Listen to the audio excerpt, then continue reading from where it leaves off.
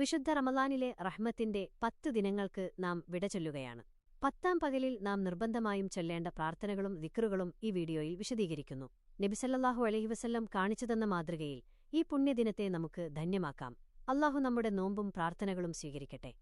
ആമീൻ. 10-ാം പകലിൽ റഹ്മത്തിന്റെ 10ന്റെ അവസാന പകൽ ചൊല്ലേണ്ട പ്രാർത്ഥനകളും പ്രധാന പ്രാർത്ഥന റഹ്മത്തിന്റെ 10ലെ ദുആ.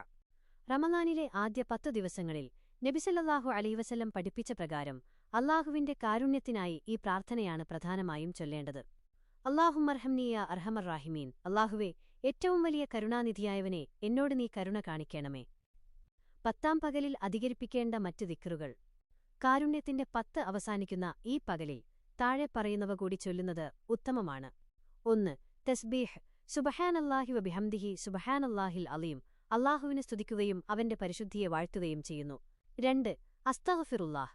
ആദ്യ 10 കഴിയുന്നതോടെ പാപമോചനത്തിന്റെ മഗ്ഫിറത്ത് 10ലേക്ക് കടക്കുന്നതിനാൽ അസ്തഗ്ഫിറുല്ലാഹിൽ അലീം വ അതൂബു ഇലൈഹി എന്ന് അധികമായി ചൊല്ലുക. 3. സ്വലാത്ത്. നബി സല്ലല്ലാഹു അലൈഹി വസല്ലമയുടെ മേൽ സ്വലാത്തുകൾ ചൊല്ലുന്നത് ദുആകൾ സ്വീകരിക്കപ്പെടാൻ കാരണമാകും.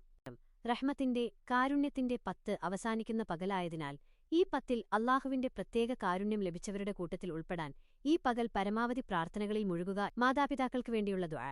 റബ്ബിർഹംഹുമാ കമാ റബ്ബയാനി സ്വഗീറ. എന്റെ രക്ഷിതാവേ, ചെറുപ്പത്തിൽ അവരെന്നെ വളർത്തിയതുപോലെ അവരോട് നീ കരുണ കാണിക്കണമേ. ഈ പ്രാർത്ഥനയും റഹ്മത്തിന്റെ 10ൽ ഉൾപ്പെടുത്തുന്നത് വളരെ നല്ലതാണ്. വിശുദ്ധ റമളാനിലെ റഹ്മത്തിന്റെ 10 ദിനങ്ങൾക്ക് നാം വിടചൊല്ലുകയാണ്.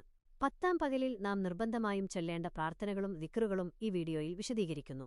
നബി സല്ലല്ലാഹു അലൈഹി വസല്ലം കാണിച്ചുതന്ന മാതൃകയിൽ ഈ പുണ്യദിനത്തെ നമുക്ക് ധന്യമാക്കാം. അല്ലാഹു നമ്മുടെ നോമ്പും പ്രാർത്ഥനകളും സ്വീകരിക്കട്ടെ. ആമീൻ.